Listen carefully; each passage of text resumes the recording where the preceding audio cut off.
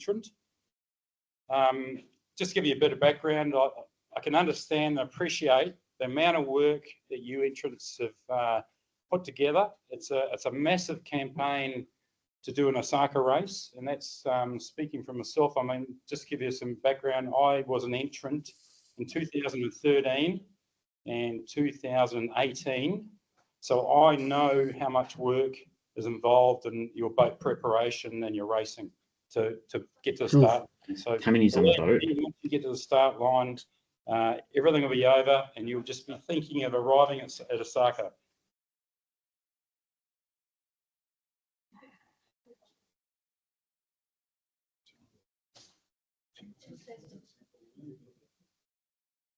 Okay, I'll just, for the City of Melbourne function, I'll just hand over to Dilma, who would like to organise some of the transport arrangements. Before we do, there are two gentlemen on the side here that I'd like to introduce you to. They're hardworking, you hardly ever see them. You see George as the chairman, but these two gentlemen, Phil and Grant, sitting on the side over here, do a lot of heavy lifting for the event. So the next thing that Phil's offered to do, to go to the Melbourne City Council event tonight, the quickest way to get there is by train. Our interstate guests may not have a MyKey. Some of you may have already put it on your phone. If you have an Android phone, install it. If you have an iPhone, you have to use a plastic card. So Phil has offered to go up to the train station and organise some MyKeys. Please put your hand up if you need a MyKey organised. Okay, how many hands up nice and high, please? 1, 2, 3, 4, 5, 6.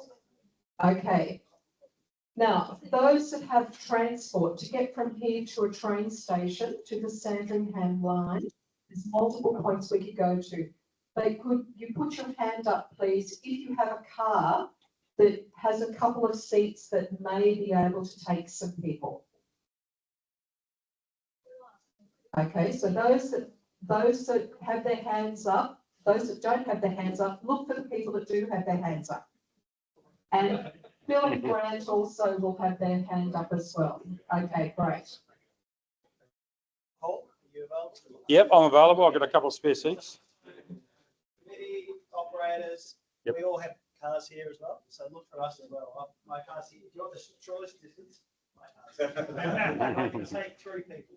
So at the end, right at the end, we're going to ask you, we're going to buddy you up with some people that can give you lifts up to the trains. So we're going to thank Phil, who's going to go up and get us 6 MyKey cards and be back here for the end of the presentation. So make sure that you don't wander off. We're going to have to be efficient getting into town. Okay, handing back to you. Thanks. Thank you, Dilma. Look, welcome to the from the On the Water Management team and the organising authority. This race brief is obviously going to highlight what you need to know for the race and any changes or clarifications to the sailing instructions. In fact, a lot of the content, the important points will be on this presentation. For the questions, there's going to be an opportunity at the end of this presentation to ask any queries, and we will try to answer those as best we can. And the other important part of this race is going to cover the media requirements from you competitors. So with the comms with the Starlink, there's no excuses for uploading that video content. Look, we'd like to acknowledge and thank all the numerous ORCV and organising authority volunteers and our office staff for all the work that's been done for the preparation of this race. In particular, I'd like to single out Sally, has done a fantastic job with all the compliance. So,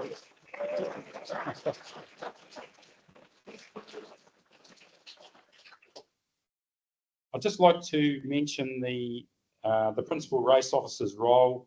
It's based on compliance and obviously to get you safely there and a fair race for everyone. And the international jury will be your judge, and there'll be further details about that further on. Just a bit of housekeeping. Just make sure that you've signed off your name. Both the skippers are marked off on the roll on the table there. Make sure you see the pick up your gear at the back table there, which includes the tracker. And presenters, we just talk about the presenters here. We've got Rob Tanner, our principal race officer, and the deputy David Schuler. We've got the jury judge, Chief Paul Pascoe. And in Japan, we've got Kei-san, who's going to do a presentation on the finishing directions. And we're going to cover Dilma's going to cover some media content requirements. Okay, I'll just hand over to Robert Tanner, who's a principal race officer, who's going to carry on with the race brief. Okay, thanks, Paul. As I brought on, nominated the principal race officer, Deputy David Schuler over here. You'll see there's a race director's phone. If you call that, either myself or David will answer that at any time. We've got a team of duty race directors and assistant duty race directors. You'll see the names there: Neville Rose, Martin Vaughan, David Schuler again, Jeremy Walton, Ryan Blackstock, Catherine North, Tyson Small and Paul Roberts. They'll be on a roster available. If someone doing that 24 hours a day, that will vary from day to day. We have two weather safety officers, are very experienced with this sort of thing, Ray Shaw and Rod Smallman. As you might have been a bit concerned about where the weather's going at the moment, we're watching that very carefully, of course, and I'll continue to watch that on a daily basis. There's an incident management team, you'll see those names there. Any incidents of any sort at all that will be monitored once again on a 24-hour basis. We've got a very broad medical support team. You'll see quite a few doctors named there, and there are varying specialties among those doctors, as well as medical doctors. We're, as you see, psychologist, physiotherapist, dentist, nurse, as I said, a very wide range of expertise among the medical team. And as Paul said, we have an international jury. The chair is Paul Pascoe. We'll be talking to you shortly.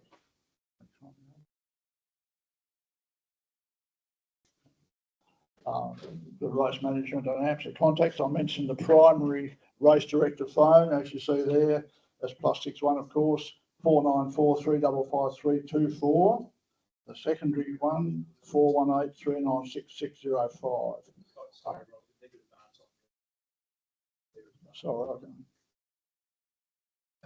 I'll give you a hand. Yeah. That's right. Yeah, sorry. That's okay.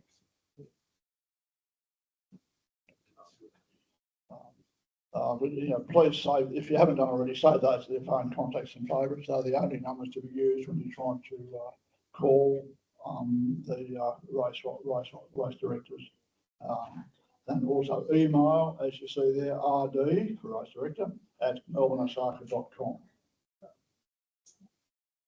If you don't get these now, I'll come back to them and I'll certainly ask about it later. And also there, you'll see the AMSA, the Search and Rescue Authority, their direct number, +61 of course, and 2, they're in Canberra, 6230 6811. Hands up, you've got the AMSA and ORC race directors details in your phone already. Anyone who hasn't got them, just as I say, if you don't get them now, please come back at the end of the presentation and we'll make sure you've got them in your phone. Okay, you ready to go on? Next one. Race communications, there's a comprehensive information, there is comprehensive information in the sailing instructions. Race communication by VHF radio in the appropriate position, of course, satellite phone, Starlink, voice, text, email and WhatsApp.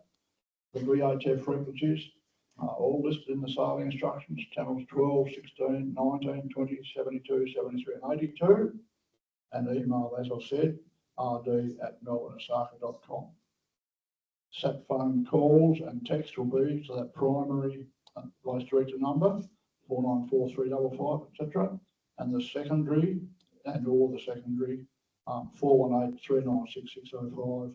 We'd prefer them to go to the primary one, of course, but if there's an issue, you can go to the secondary one. And you will have seen a WhatsApp group called Osaka Race Management. You've all had an invitation to join that WhatsApp group. I'm not sure if everyone joined it so far, have they? You know, I'm not sure. Yes, I think we'll follow up and make sure we've got everyone. If you haven't joined it already, we'll be chasing you up.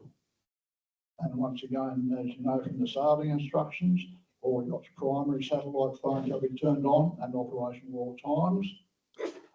We may call the yacht and ask them to ensure their WhatsApp satellite internet connection is turned on to request a phone call via WhatsApp.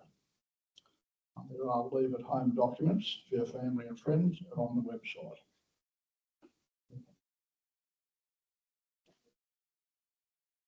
Communications. You should be actively monitoring VHF 16 and your sat phone, also your mobile phone if using Starlink, which means you don't turn them off or turn the volume down so crew can sleep. Ideally have a speaker or a handheld on the deck. We might need you to relay a message. We may need you to communicate with a nearby vessel in distress or in other issues.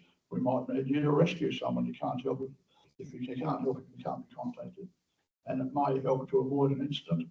We had, as it says there, we had a recent serious run aground. It could have been avoided if the competitor was monitoring 16 and heard the other nearby boat's warning.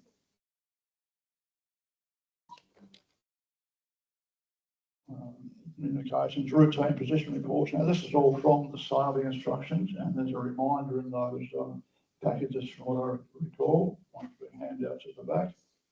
Position reporting, much preferred manner is via WhatsApp Osaka Race Management Group or sat phone, SMS, text message. The preference is for position reports via WhatsApp unless there's an issue with the satellite internet connection. Also, the alternative is email to rd@osaka.com. Yachts record, I'm sure you've seen it already. Report to positions 0600 and 1800 each day, and that's Australian Eastern Standard Time, not daylight time, or Queensland time, as you might interpret it. They can be satellite direct phone message daily. You've got we say you've got within 60 minutes of those times. We prefer you to be as close to 6 AM and 1800 as possible, but you do have a bit of variation if you're busy at that time. The position report shall be the boat's position at those times, degrees and whole minutes only, and report, as I said, report within 60 minutes.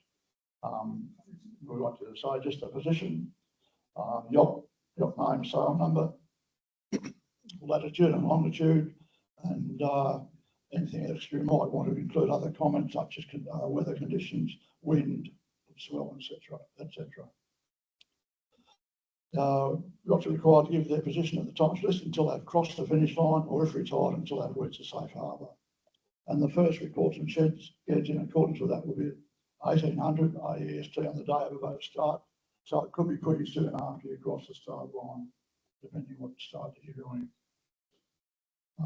As I said, there may be messages regarding weather or various other warnings sent to the WhatsApp group or your sat phones before the skid.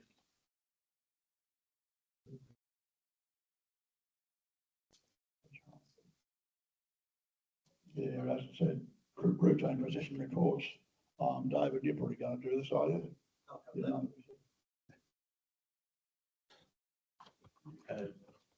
Thanks, Rob. So also, thanks to those who have actually accepted in the last few minutes, the Osaka Race Management Group. So a good prompt for everyone. I can see it come up on my phone, and I'm not going to call anyone out in particular, but that's great. If you haven't, please look for that. Please make sure you're in the group. I think there's only one exception, one boat that doesn't have access to the WhatsApp chat that we've got open, but it is very handy because we see it as race operations for all the skeds, the position reports that are coming in, and you get to see it as well. So you see where the other boats are. Now you do have your tracker, of course, but you've also got access to this. And there's other information that other people are sharing in that, so that can be beneficial. Please don't post any images. I don't mind, but I think you may mind if it eats up the money that you're investing into this race for operating Starlink and other functionality that you have on your boat. So we won't be doing it. We don't want to burden you, so try not to do it as well. The technology advancements have been an interesting one with this race, because when you write a notice of race many years ago, you know, you take your special regulations and current practices and you write in phone, SMS, sat phone was emerging. Now in Cat 2 races run by ICV, we've been testing this the last 2 years, and you know, there's been a few hiccups. So bear with us as we're testing this and getting all the final things sorted out. The good news is, not so much for the Roo or Curious Roo, they've been a bit of a test bed heading off first. So we've spent the last few days fine-tuning the approach. And so essentially these slides that you see are very fresh from the learnings from that. So as you'll notice there definitely is a preference. WhatsApp and Starlink works better. From what I understand from the experts, it's cheaper, and you get in direct contact with the Osaka Race Management Group. That means now, again, with technology, we can carry our personal phones around. And although Rob and I will carry 2 other phones, which are the hotlines, we also get access to that on any device. And that's really handy for us. And we can collaborate and share and see all the same things as well. It's the same with the email, because you have a shared email account as well. Also, email is easier to send really on your sat phone if you're going to use that, say, as opposed to Starlink. And it's also easier to receive as well. And we have an inbox then that we can share. So really the third option is using SMS or a call. If you have to, that's fine. We can adapt, we can work to that. But please try to use these in the order of these protocols here, because they will make life easier for everybody. The whys, you can see their cost. It's easier, it's convenient, and also it's safer because we know all that's going on. If you have any other follow-up questions from this, just reach out to me. I can put you in touch with Neville Rose. He's all over this as well, and we can manage it as we go forward.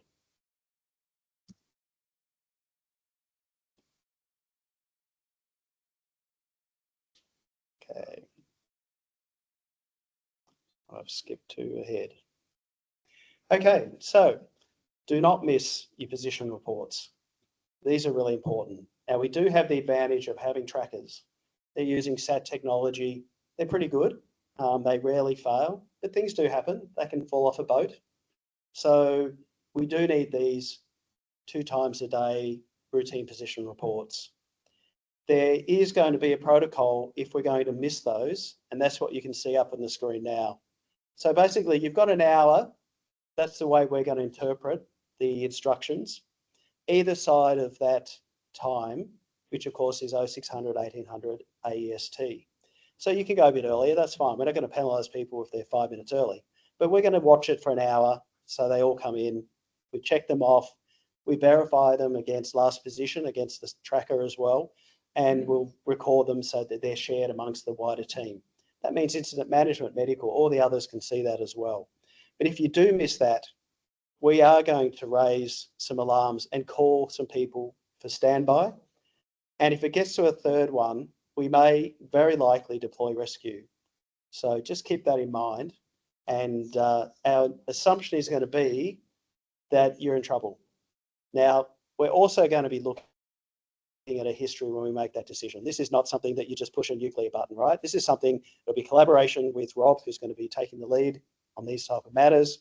The brains trust in the ORCV and others as well. We will seek information before we push that button, but we may have to, and I'd rather you didn't miss the actual position reports, just reinforcing that. Try everything you can. If something doesn't work, go through the whole lot. If you need to, just flood us with all those communications, because we will get one. And that happened as we were doing testing with Curious Roo. And in the end, they haven't missed a position report as yet. Now, like with most long distance events, some Cat 2 races that ORCV runs, and for this particular Cat 1 plus additional race, there are mandatory report positioning requirements. And the requirements are in the instructions, A7.1. Now, you do see that on the screen now. In your pack at the back are printouts of the sailing instructions. You have them digital. You can get them whenever you need to, remotely, even on the boat when you've started. But I'm imagining you've all loaded these down. You've got them all accessible. Take a copy. If you like to plasticize certain key pages, go for that as well. I'm not going to go into the detail here, but this is really important so that we know that you are ready to take the next leg of the race, and we also know that everything is fine on board. Okay, life jackets, a clarification and a strong recommendation from ORCV. So while in the sailing instructions, it's strongly recommended that you do wear your life jackets at all times, we would like you to wear them all times as if it was mandatory. It will save your life, and there are a lot of situations that you would know as experienced sailors that when you think about life jackets, it's just one of the things that you have on you. It's something that just should be like putting a seatbelt on in a car. And of course, if you're heading outside the heads like I do as well with racing, you've got your PLB as well. You just don't forget that stuff. It's one of those things, it's your uniform. So I won't say any more. We do trust that you're going to do the right thing, but I think it's really important to think about your safety and also think about other people. Think about your family, think about the people running the race who care about your safety as well. Okay, Rob, there's some rules here around the nose to race. So here's the rules man. I'm the ops guy, so I'll hand back to him just for a few slides. Yes, as David said, there's the requirements of fuel and for water are a bit above the regular Cat 1. And I think everyone complies with this. I've been doing orders for quite a few boats and there's been no issues with those.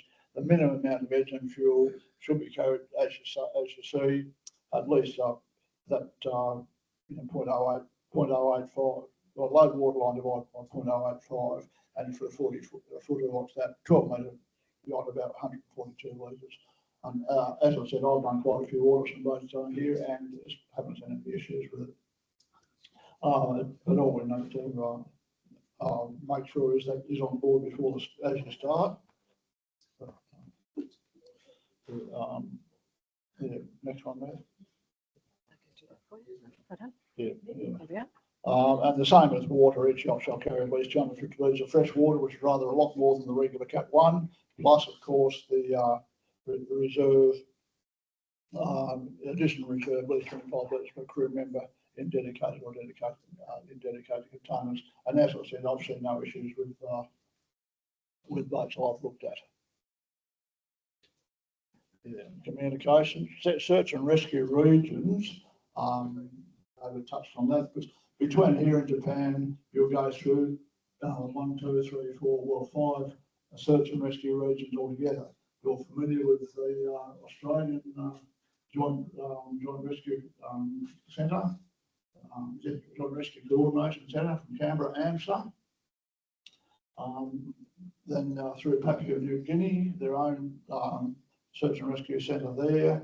They rely heavily on AMSA to provide assets, and if there's any issue in the Papua New Guinea region, you're liable to see one of the AMSA search and rescue aircraft overhead.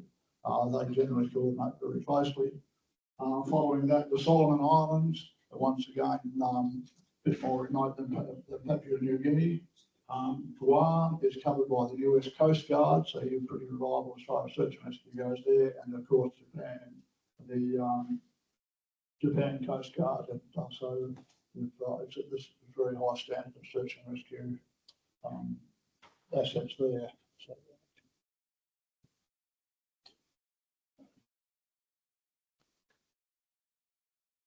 yeah, Dave, do you want to talk about trackers?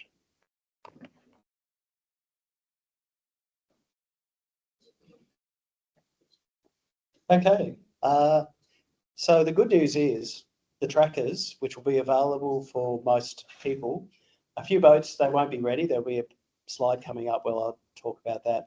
The good news is ORCV secured last year all new trackers for our fleet, and we have more than enough to cover a race this weekend and also for you guys heading off to Osaka as well.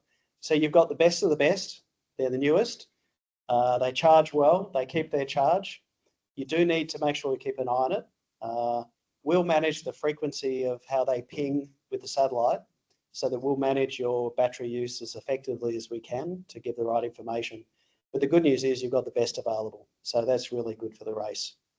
Turn it on before you leave the dock and check its tracking. It can take up to 20 minutes for that first reading. Now, just so you know, the readings for the start of the race are 5 minutes. And so I'll be controlling those and flipping them over to about 30 minutes. Around Gabo, we'll probably look to moving them to an hour. And then we can change them remotely depending on the situation where the boat is and if other things are happening that we need to keep a close eye on. So you just need to make sure for your check that we can actually see yourself before you head off. But don't worry, we'll be checking as well. Fit it to the pulpit, clear line of sight for satellites. There's an image coming up soon. Attach the cord to the lifelines and strap it on to a strong point. And then you will have to remove it to charge. Leave the cord attached until you're safely out of the bag. This is a precaution. That's why I'm explaining it to you. You'll work out your own way, but as you know, it's not always easy. You may decide that when you may need a low charge and you need to do something with the tracker, that you may be rocking and rolling a bit. So use that cord to your advantage so it doesn't slip overboard. It has SOS capabilities. So the newest ones, they're like the previous generations, the mini ones that we've had as well. We've actually had similar functionality with SOS and pushing a button that is protected, so it's not accidental. I've just saw Grant Chipperfield had a question, but it's not on my screen. I saw it pop up. You can't see it? Okay. We may have to come back to that. Grant, we're going to do Q&As at the end, so we'll go back and review those and we'll come back to your question then. Okay, and there's a reminder there about responsibility for the tracker, yeah. All care and responsibility is with yourself. Okay, here's some pictures, some images. You can see where the tracker is located on the boat here. There's a, repeat somewhat of the previous instructions about using the string. The Velcro straps are very effective. The tracker bags are very new. So these have been upgraded recently as well. So they're very effective. And also, it says make a diary note. People have phones these days. And use your phone, use your technology to set your reminders in your electronic diary. I think Chippers may have asked about the duration of the trackers. We're trying to confirm that now at 30 minutes, but we're thinking they're at least a week. And with the new devices that we have and strong rechargeable batteries, it's at least a week between charging. So I think a good reminder would be to set for 7 days and then monitor from there. If you're finding that it's lower than you expected, you may want to increase the frequency of that reminder for yourself. There are charging cords, extra charging cords in bags. Everyone has the same. Okay, extra charging cords in the bags. Some of you may have USB-A minis anyway on the boat, but of course we're now moving to full-size USB and USB-C.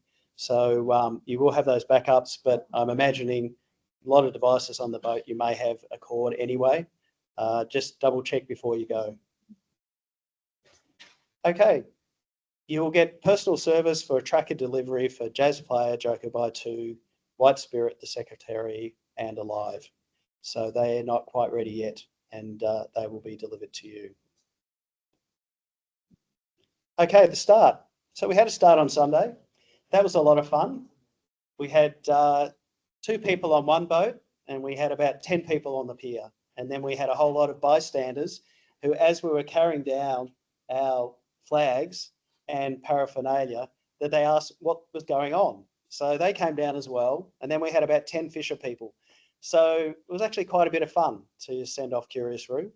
And as you've seen, as we've instructed, and as we've actually provided through communications, we've got the big start. That's on March 16. That's where we've got a full start boat. We've got some extra boats to attend the start as well. But for the start coming up next week, and then the subsequent ones after the main start, we're just doing it from the pier. So there is a fixed buoy. Its position has been communicated, and you'll see a bunch of us there with the burgee and the other flags ready to start the race. Now keep in mind, you've all, I imagine, have done race starts in one form or another, whether they're in the bay or for ocean races, but there's a whole sequence of communication. So read your SIs very clearly, because you don't want to miss out on the pre-stuff. This is where Ray Shaw, who will be our race start director, he will be going through shipping advice. He'll be asking you to sign on. You'll need to do a declaration by voice over the radio about your intention to race. So make sure you've got that all lined out. A lot of us, it's pretty familiar, but it's important, particularly for a Cat 1 race, that we have that sequence all verified, and particularly for the main start, we want to be on time as well. So be ready, be observant of what's going on, and follow the instructions as per Ray. Otherwise, you'll get cranky. So that's all I'll cover on this slide.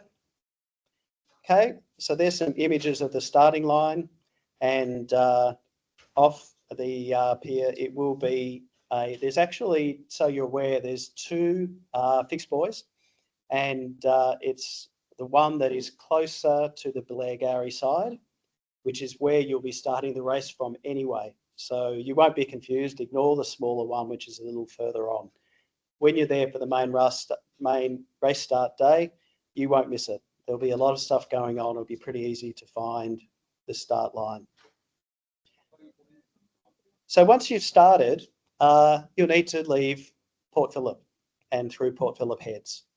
And for those who have not done this a lot, or maybe not much at all, there is an obstruction zone, an area that you do need to keep to port, to leave that to port. And there's some requirements there to take a photo when you're leaving.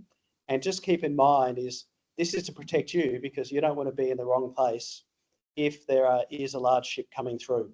Now, the management of fleets in our races, when they leave through the heads, we try to avoid port traffic, but sometimes we do run a race with yachts alongside that exclusion zone while there's a vessel coming in. So it could happen. It all depends on the management of risk, the vessel, and how the race start director wants to operate the start of the race.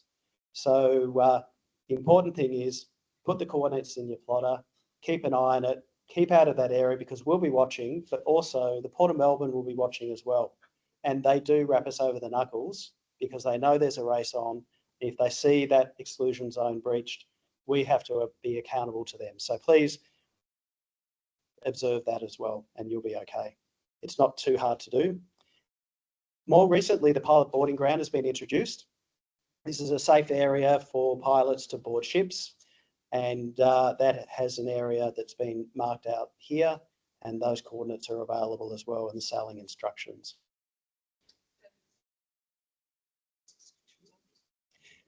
For this race, I'm trying to think whether there is. We do them for Cat 2s.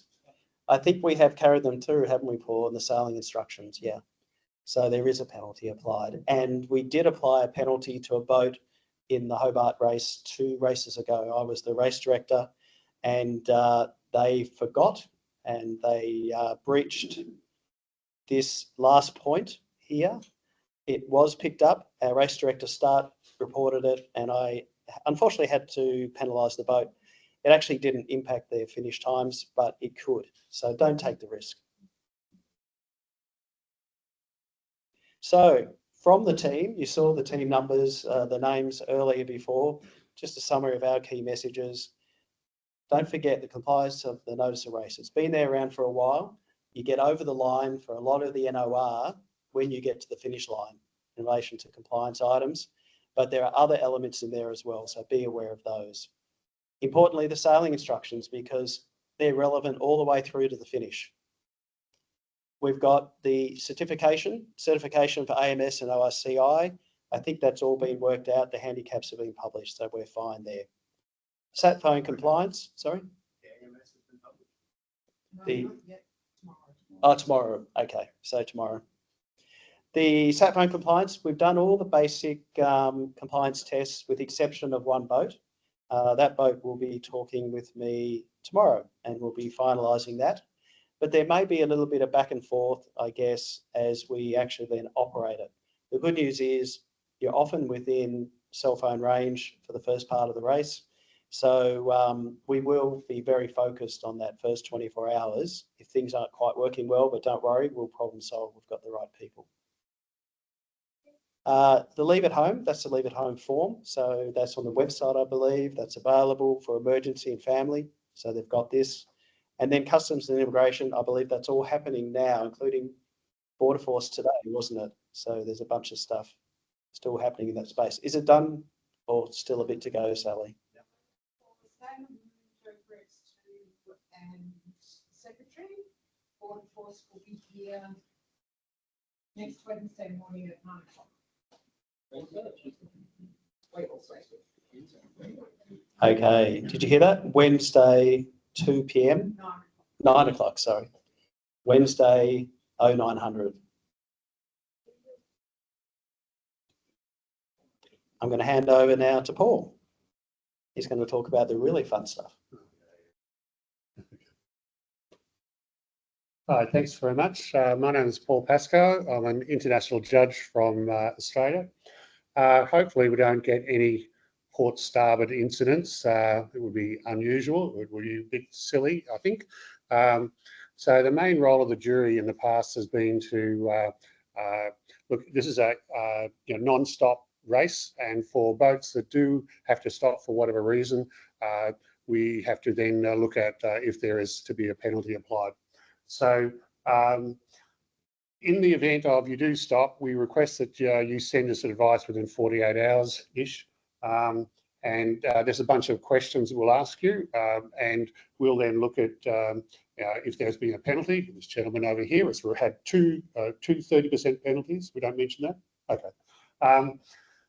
And if you're unhappy with the penalty, you still retain the right to request redress. So typically what happens is the person getting the penalty thinks it's too harsh and everybody else thinks it's not harsh enough. So that's usually how it works. Okay, next. So the questions that we will be asking you is, what sort of outside assistance did you get? What was the nature of the problem? If you stopped racing, where did you stop racing and where did you resume racing? So you might have to motor for a while to a port and then come back out again. So we've got a very good mathematician who can help us do the arithmetic.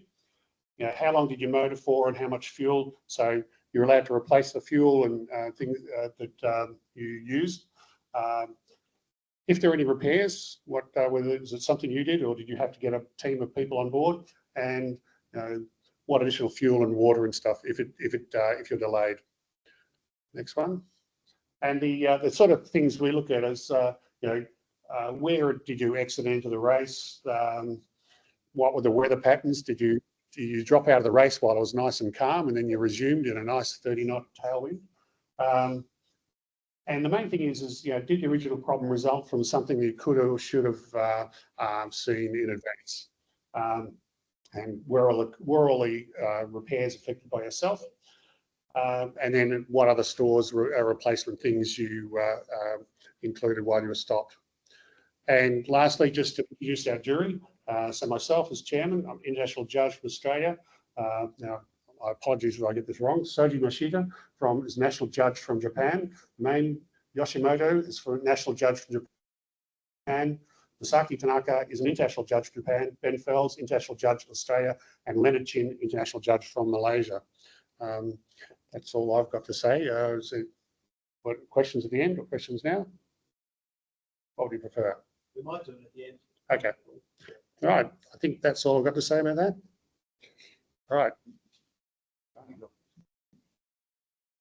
Thank you, everyone. I'm Delma Danoon. I have spoken to many of you, or I've hassled you for various bits and pieces along the way. So I thank all those that have actually contributed. What my role in the race is to create memories and to create stories. And I need your help. You're out there for 5 or 6 weeks, and I tell you what, it gets pretty boring. A little picture of the tracker and an update of what we think's going on. So nowadays, with the ideas of Starlink, we're looking to get communication from you. The local Victorians will know that I've got WhatsApp groups happening and material coming in from time to time, which is what helps us create a story that helps people out there know what's going on in the water. Many of you are sitting here in the room today because you've told me over time, you've monitored this race, you've watched it for many years, and you've had this huge desire to be part of this epic journey that leaves Australia, the longest race that leaves Australia. So what we're looking to do is to keep that journey going and to keep that dream going for many other people. So I need your help. And what we're going to do is nowadays with Starlink, and we're going to be able to get video. We're going to be able to get photos from you. Not asking for a lot. When you see something, you might take 10 photos, shoot it to us, and I'll show you in a moment how we're going to do that. If you see video, I don't want long videos. I don't want long monologues. 5 to 10 seconds is absolutely gold. If you see something and think, I'm going to snap that, let's do it. Now, in your goodies bag at the back of the room, you will have one of these dead cats. We've provided to everyone. Put it over the end of your phone. And the idea is to try and cut down the noise if you are actually trying to speak and provide content. There are a couple of boats, and thank you, Sailor Moon and Learning to Fly, I think, have now gone from Iridium over and putting Starlink in. So we do actually have 2 boats still that are running with the Iridium exec. So even on the Iridium exec, you can still participate, and that is just write a paragraph. Tell us what's happening, put it in your words, and send us a text every so often. We know when you're out there, you're going to be tired, but there's going to be time too where you're going to be saying, what can I do now? So that's when you can talk to me. Little tips for success. What's going to make it successful with what you send us? Phone is fantastic for taking. Most phones nowadays give us great quality. Before you start, if you're taking a picture or you're taking a video, clean the back of your lens. Rub it on something, you might have salt spray on it, get a cloth and just clean it. If you are taking photos, this part of your phone here has the best quality. We still love selfies because you know what, guys? We actually want to see your beautiful smiling faces. So you can do selfies. Just remember that the front camera of your phone is not as strong as the back one. Other little things to remember is that if you are looking at something, don't zoom to it if you can avoid it. The quality goes down. Walk over to it. Okay, so if you're videoing something, walk towards the object. It's actually more engaging and it will give us more content. Maybe not.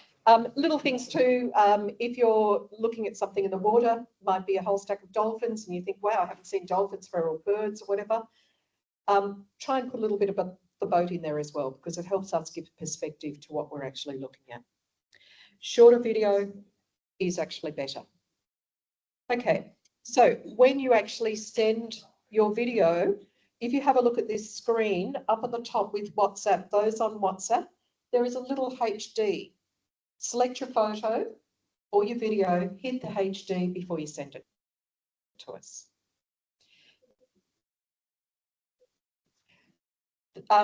Areas of interest. Now, I've got a little cheat sheet that's in your goodie bag to remind you of this. It's not all about sailing. It's about recording the milestones. It's about recording what you're actually seeing. You may have a drama on board or something that you're working through, a repair. You know, do a quick photo of that repair. Just send that information through that you may think. We're trying to keep a register of who we're communicating with or talking to. And over the time, if we don't hear from you, we're going to reach out to you and say, later this week, we'd like to actually hear something from you. Okay, so send it through and we'll just try and balance the views so that everyone gets a little bit of prime time. So have a look, there's a list of things that are worthwhile doing, and great that's sitting over here. That was on the old Iridium Go. That took a fair bit of effort to get that photo, but they recorded crossing the equator. So we'd love to see it. Now, careful, David's already talked about the WhatsApp channel. We've all been on WhatsApp. We've had the Skipper's WhatsApp channel going full bore, having lots of jokes. It's critically important, please, when you're out there that you use the WhatsApp channels correctly. The one with the red is your position reports. No photos, no videos in that at all. You have another channel and we have one per boat so that only your boat communicates with our media team here. And it will say M2O Media and then your boat name. And it has a different looking icon to try and make it clear to you which one is which. Those that were on the Iridium systems, we've also color coded it. And that's also for our benefit to make sure that we're remembering that you can't necessarily do much more than just text to us. Okay, so mark this down and be very careful. And you might see something come into the position report, but just everyone's in it. We do not want photos and videos in there because you will chew up everyone's bandwidth. Sending, we've talked about the WhatsApp. You can send text, voice. It might be that you've just got you can't be bothered typing. Just get your little phone out, give us a voice and send the voice signal to us. That's fine. I'll take whatever I can get. Photos, and use your WhatsApp channel using the high definition. If you do end up posting to your own social media channels, please just tag Ocean, the Melbourne Osaka pages. No need to use hashtags. We also have the M2O Media that can be communication with. There is in your pack a little cheat sheet about these items, and just on Starlink as well, those that are using Starlink, one of our race directors who has quite a lot of experience with Starlink, he's done a little cheat sheet to make sure that you turn off certain things that are going to chew up some of your data. So have a look at it, just run your eye over it. It's all there to try and help you. So thank you very much.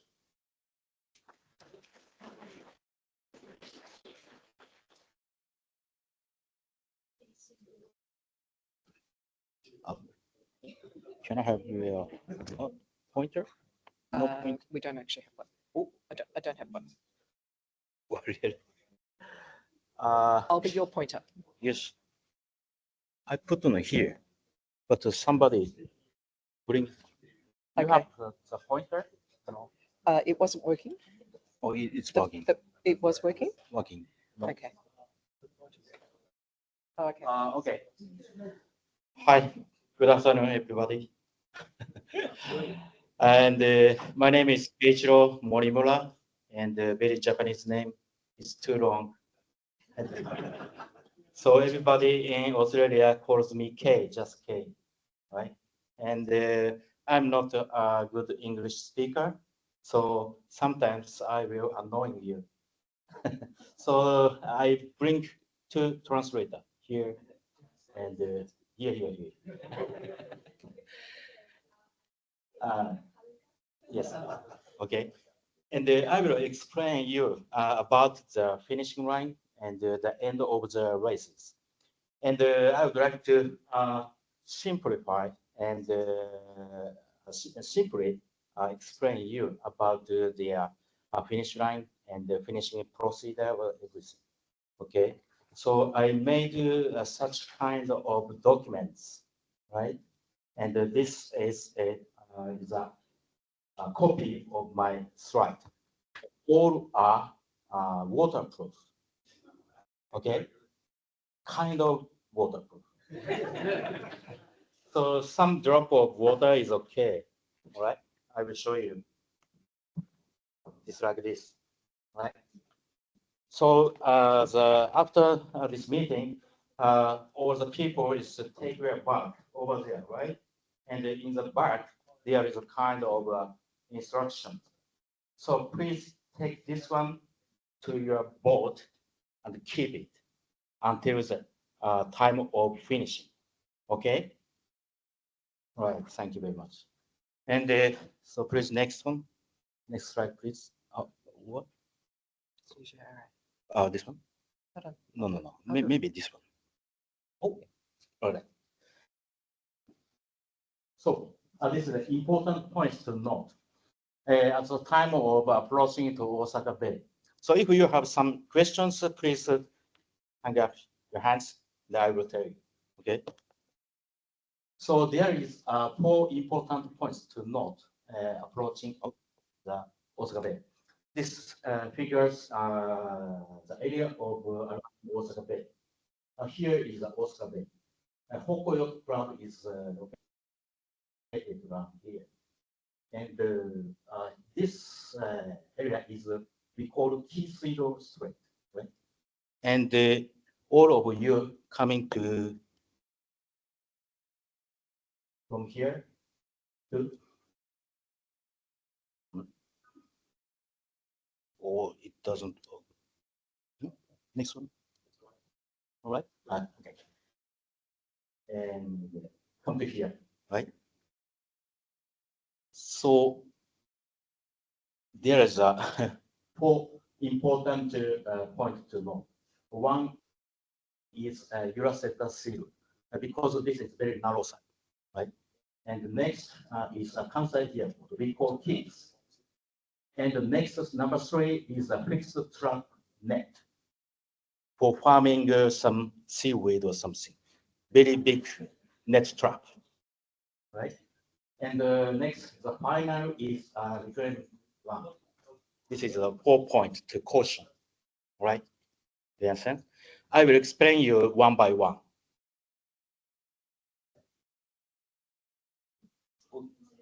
One is Uraseto sea route.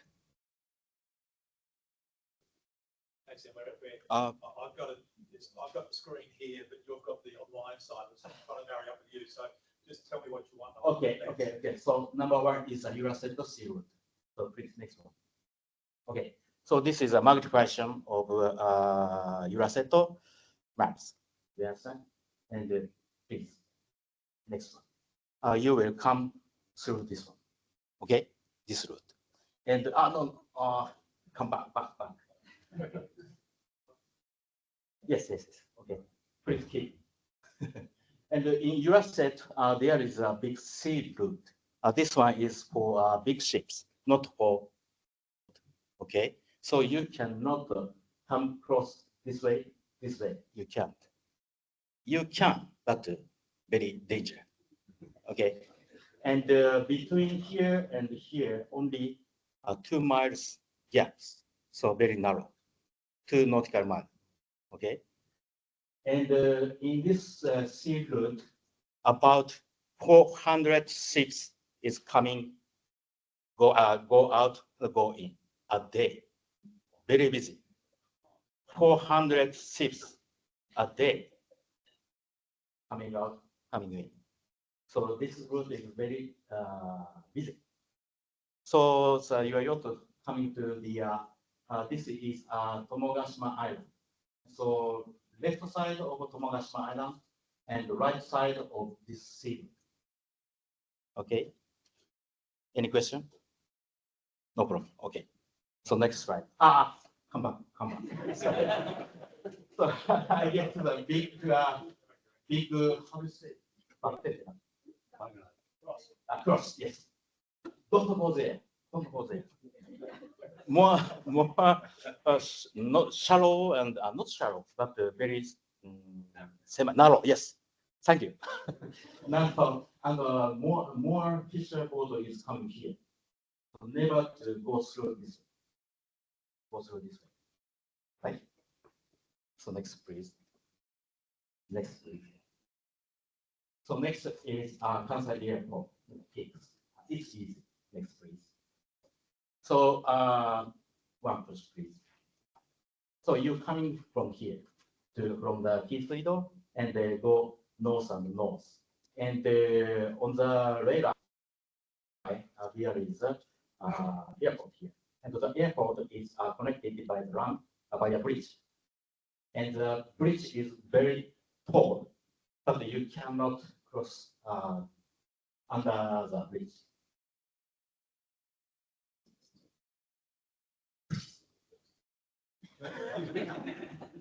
Okay, so you pass through, not going here. Okay, is it okay? Okay, so we move to the number 3, right? Oh, okay, so please, number 3. Okay, fixed trap net. This is the most important. So in Osaka Bay, there is a lot of fixed net trap. And the most big one is located just center of Osaka Bay. It's crazy, but there is, right? Yes, yes, this is the modification. Here is, okay, please, next one. More. Yes, fixed trap net area is here. There is a kind of a square and very big, 1 nautical mile square net. Very, very big and very shallow. Maybe under 2 meters under the surface, there is a net. So most of your boat is depth is around 3 meters or something, right? So if you go through like this, you take all the nets. It's problem.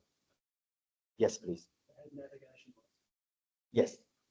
So here is a navigation dots. 1, 2, 3, 4. This is the east side of point, south side is point, west side is point, north side is point. So please, after your map, please enter this position, okay, and don't go through this one. All right. Is there any signal light? Yes, no lights. Yes, no lights. I mean this net is quite kind of soft trap, and there is a small buoy, very small. If you come to in the night, you cannot recognize. You cannot recognize. That's why I ask you to point this this point. Is it okay? There's no light, but there is a light, very small, very small. So you cannot recognize on from the cell phone. Is it okay? Very important. If you have some questions, my translator explain you. What's happened if we keep the net?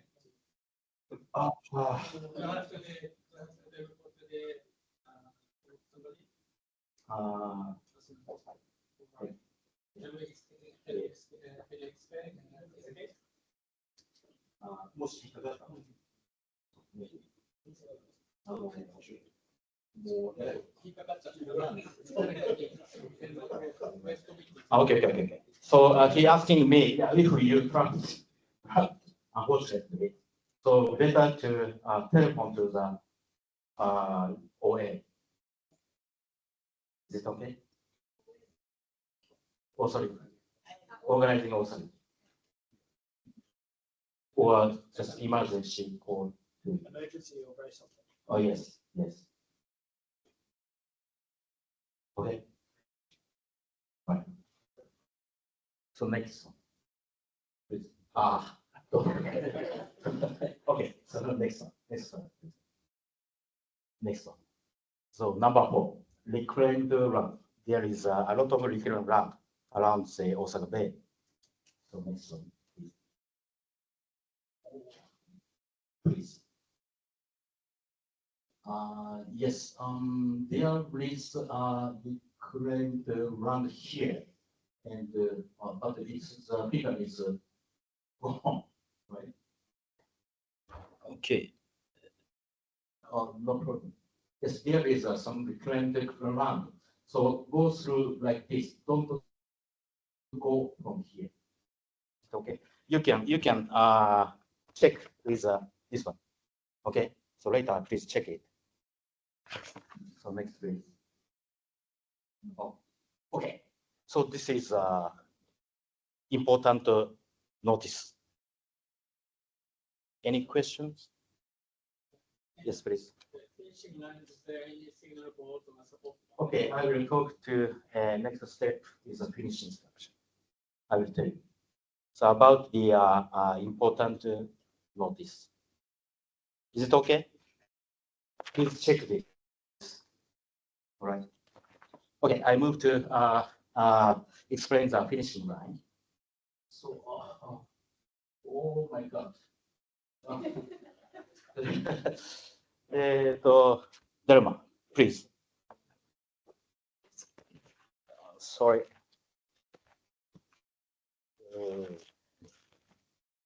Please show like this. Is it okay? Sure. Is it okay? Because this field is gone with the slide. Sorry. Okay, and this shows a finishing line, and the finish line is between the lighthouse and the OHYC headquarters. The headquarters is located at the Maishima. There is some trailer house garden. Okay, and we not constructed. We have a headquarters on the Maishima run. And the finish line is coming to Ichimonji Lighthouse and the OHYC headquarters. You understand? Okay. When you will passing through like this, good. It's passing to the right, and you get the finish. You understand? Next, please. So finish line will be set between the Ichimonji Lighthouse and the OHYC headquarters. So please, so you have in this no need to take a photo. You can see this one, right? Everyone has one of these in their tags. Yeah. And this is important. No buoy nor no oil boat will settle for finish line. Okay. So the Ichimonji and the OHYC headquarters is a finish line. And the OHYC escort vessel near the finish line will sound a whistle at the time of finish. Okay. Don't misunderstand. There is some yacht is coming. They are not the OA boat. They do not show the finishing line. Finishing line is fixed at the this flashlight and OHYC headquarters. Is it okay? Very important. Okay, thank you very much. And if possible, also call you. We will call you with VH74. Oh, just you finished like this. Okay, so please next.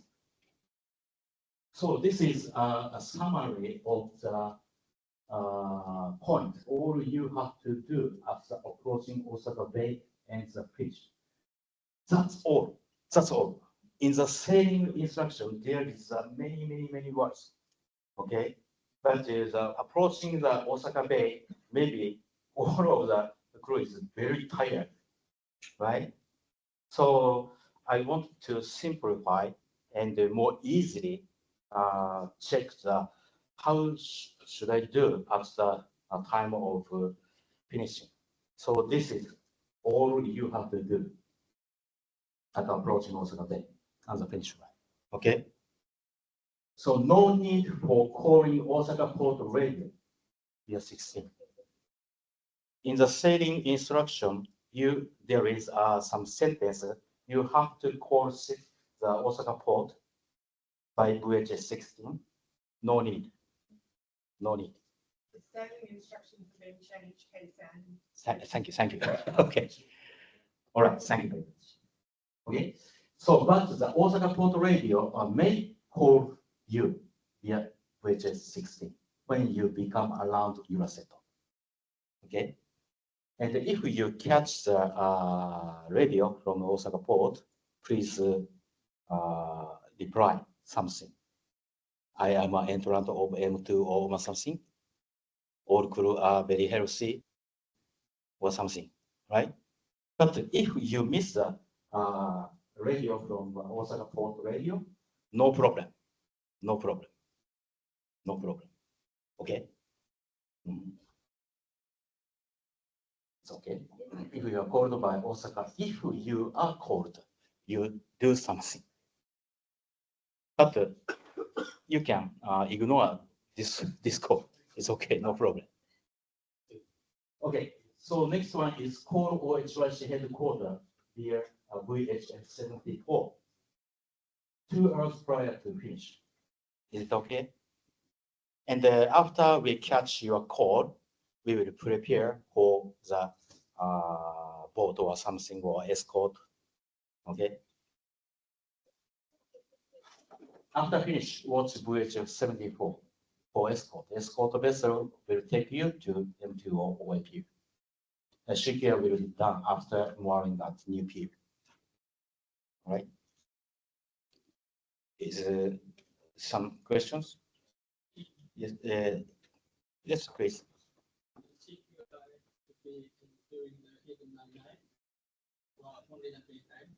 Only that. Only weekday. Only weekday. Sure. That's why we need a secure document before you start. If you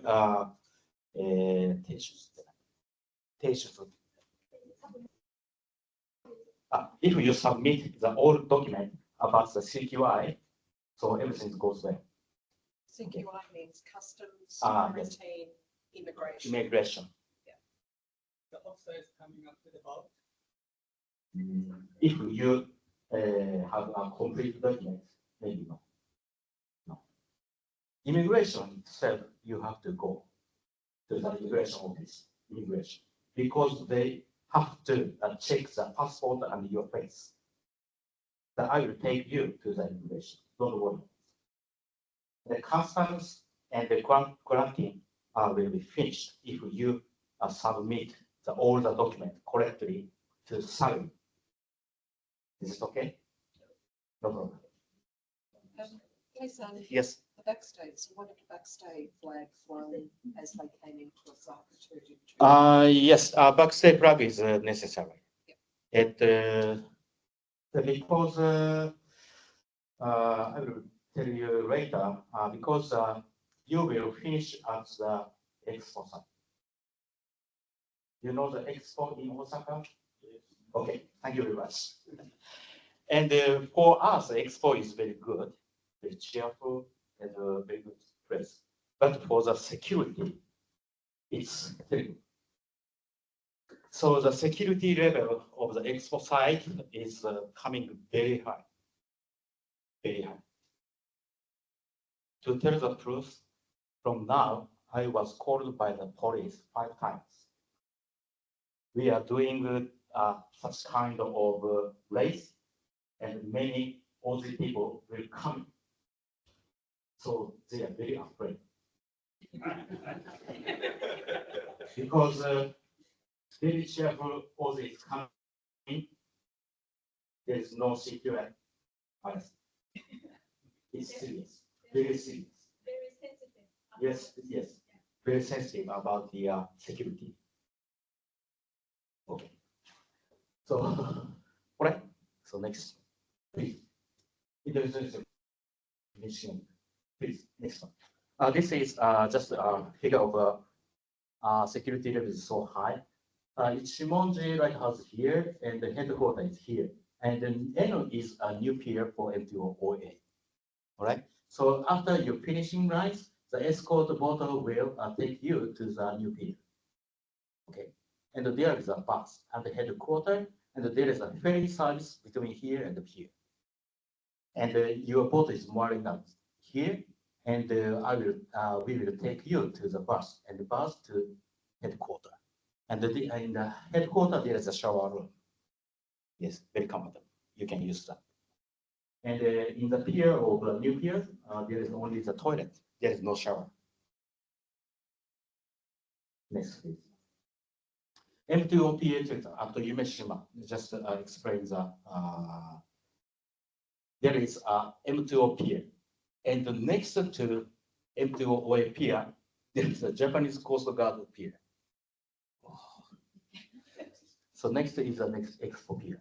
So if you have some trouble, the Coast Guard come.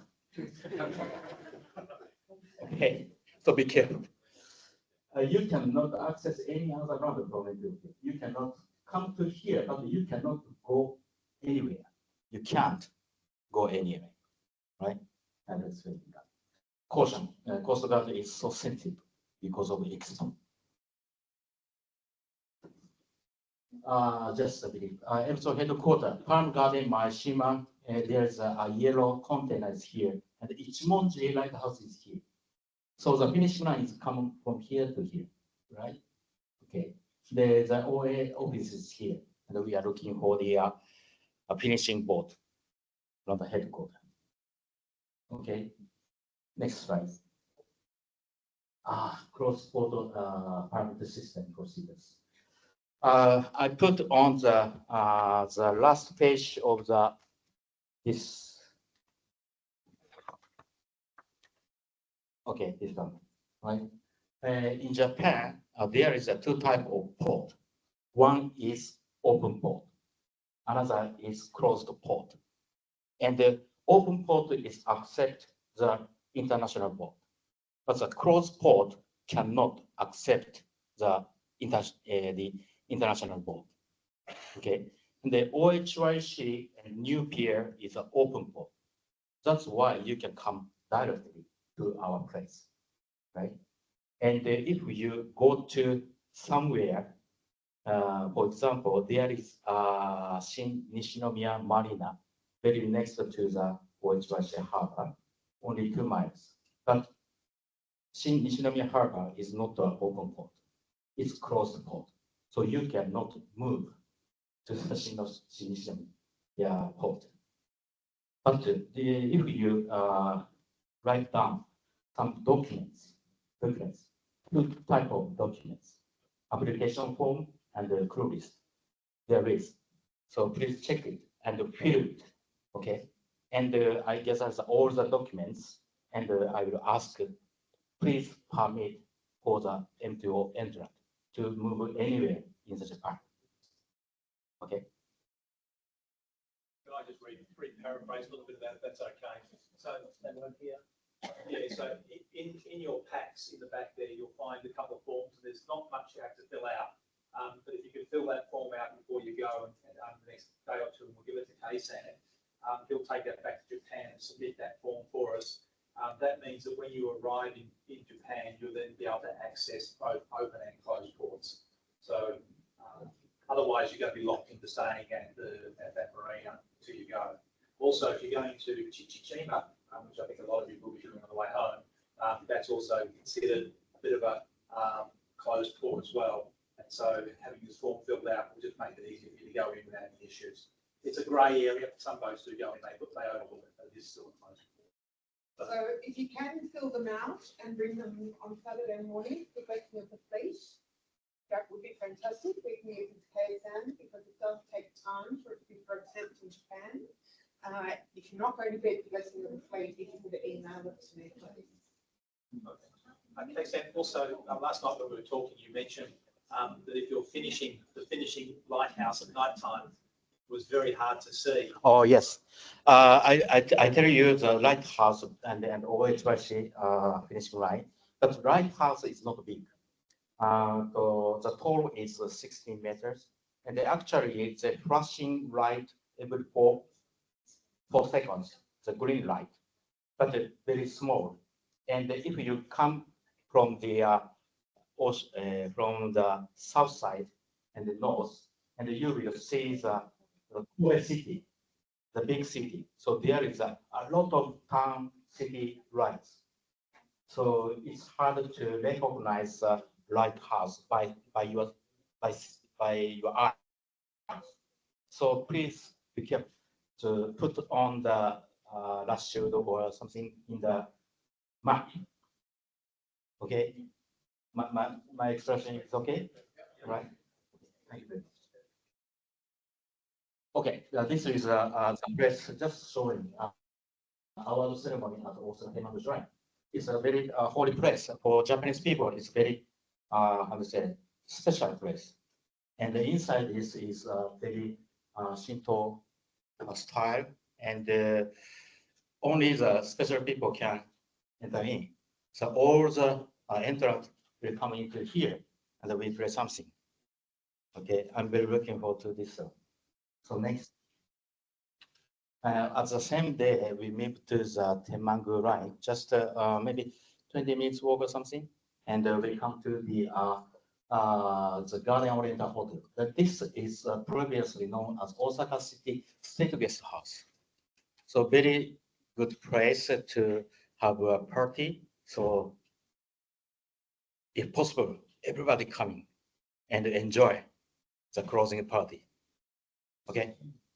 All right, that's all. Sorry, it's a little bit wrong. Okay, please. So sorry. What's the weather? Weather. In Osaka, it's springtime, so maybe around 15 degree to 20, 23 or something. Like here. Yes, in the spring. Hey, Sam. Yes. You asked me to remind you about those fishing boats as they come through the Osaka Outer Bay, the big fishing boats that they can. Oh, a fishing boat. Yes. Oh, yes, sorry. In Australia, so especially the Phillip Bay, not much fishing boat, right? But in Osaka Bay, so many fishing boats. The fishing boat is sometimes big, but it's sometimes very small. The smaller than your boat, but it's a fishing boat. Okay, and they do not have a light. And sometimes there is a little bit bigger boat around 50 meters or something. They will come two. One boat, next boat is coming. And one boat, and there is a big net between this boat and this boat. Okay. So it's the long, sometimes it's 300 meters. Okay, so don't cross just behind the fishing boat. Otherwise, you are killed, gone. The kill is drowned. Okay, so have some distance between the fishing boat. Okay. No. How much distance? Yes. How much distance? Or it depends, but they are maybe 100 or 200 is good. Right. One of the traps with those fishing boats is that because they're towing a big net, you see two boats, you've got to be very careful. If they're going between them, they could be towing that net, and that's a trap. So, literally. That's all. Sorry. Okay. So the takeaway here is don't go near any shipping. Very Whether it be fishing boats, ships, stay away from the 400 ship. Fishing boats with no light.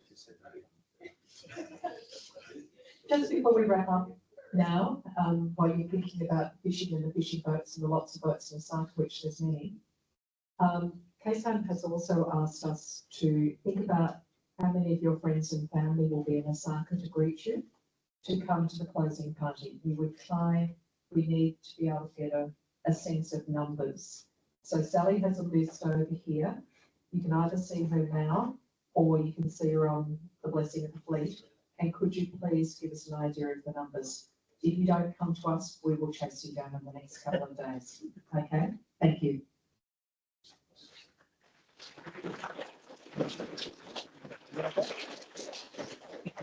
Thank you, Kaysan. That was very good. I'm going to ask Delma to unlock this computer now so we can just check the last page. And it seems we've got almost as many hazards at the end than what we've been instructing that we may have at the beginning. But I think if you use some common sense, you'll be fine. For those who are on the call, they may have missed just the last couple of points.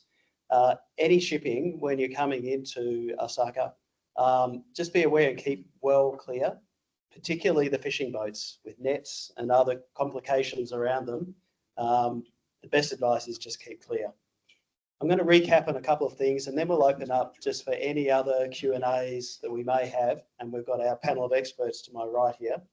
One thing that may not be obvious to those from Victoria, it is a law in Victoria that you wear a life jacket when crossing a bar.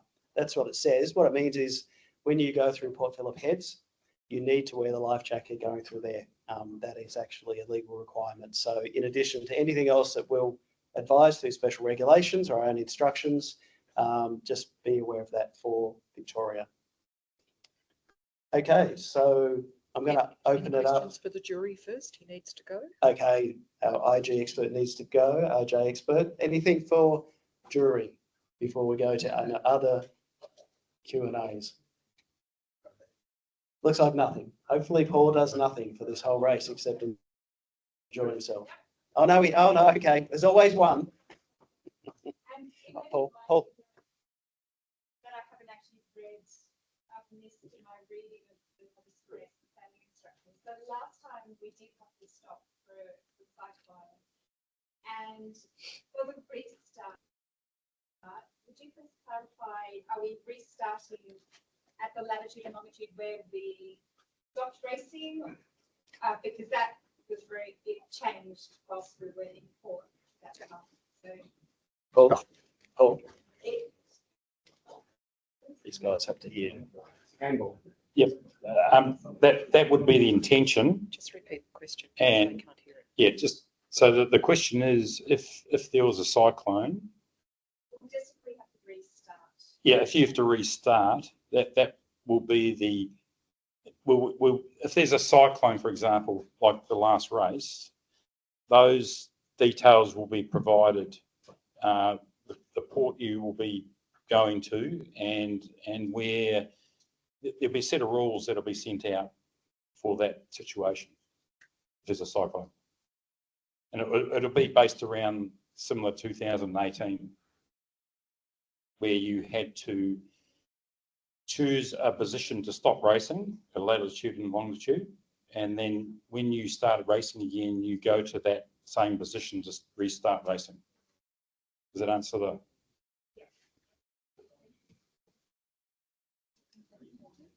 Okay, thanks for that, Paul.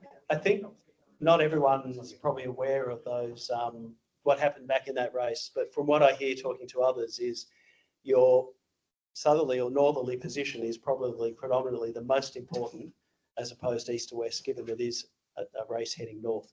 So there's some, that'll be written into the instructions if something changes. Okay. Any other Q&As while we're here? Yes, friends that are coming, wife, daughter, to Osaka and staying on our boat, how do they get access to our boat? Okay, Kaysan, I'll ask you to come up. So the question is, if you're in the marina and they have friends who want to come to the boat, is that possible? Is there a way to transfer them? Yes, Could you? possible. But you cannot, your friend cannot by themselves to reach the new pier, because you cannot access from the new pier any run. They have to go by the ferry boat. So your friend come to the OHRC headquarters and ask somebody to take me to the new pier. And somebody of our member will take your family from the barge to the new pier by boat. I just speak